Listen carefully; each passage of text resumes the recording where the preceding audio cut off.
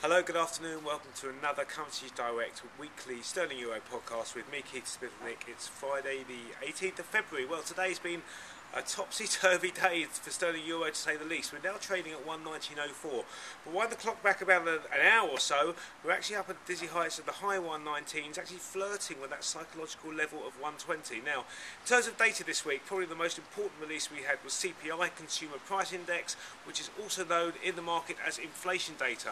Why is it so important? Well, the change in consumer prices really accounts for inflation, and as we know, inflation is a major significant factor in the Bank of England's decision in whether or not to raise interest rates.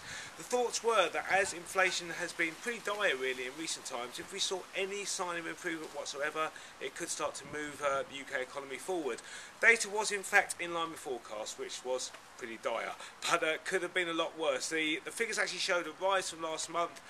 We saw figures as high as 4% as the VAT hike took effect, which is still way above the Bank of England's target of 2%. So the worry still remains that with inflation rising and the economy pretty much asleep, UK consumers could have to pay higher prices whilst earning lower incomes. Now, Mervyn King came and released his now standard post-inflation statement, explaining really that the increase in inflation over the last few months was actually due to outside influences, namely blaming high commodity prices and also obviously a weak pound.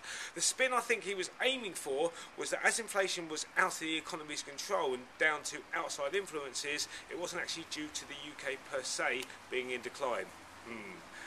One thing's for sure, he's certainly no Alistair Campbell when it comes to playing spin doctors. Now, naturally, the pressure's back on the Bank of England to raise interest rates. If, and it's a very, very tentative if, they do raise rates, they'll certainly push sterling up pretty quickly above and beyond that 120 level. But Mervyn King's already come out and stated that people are running ahead of themselves in laying the ground for an interest rate hike. Now, this statement suggests to me that he's determined to leave rates on hold for quite some time. He's obviously keen to show he's certainly in no hurry to raise interest rates. The question, though, is, do the markets believe his poker face? Well, if the action today is anything to go by, clearly the markets can't decide whether he's bluffing or indeed telling the truth. Sterling advanced nearly 1% today, up to the high 119 levels, amid rumours that now you've got Andrew Sentence, Martin Wheel, being joined by a third member of the Monetary Policy Committee, Spencer Dale, who's actually the Bank of England's chief economist, in voting to raise interest rates. So we're now looking at 3 out of a 9-strong committee all voting for a rate hike. The pound's now come off though after this initial excitement. It's back to its current levels of 119.04, so holding just above the 119 level. It could have actually been even weaker were it not for concerns about the euro today in terms of the validity of the euro banking system, and also worries about the stability of Germany, which traditionally has been Europe's economic driver.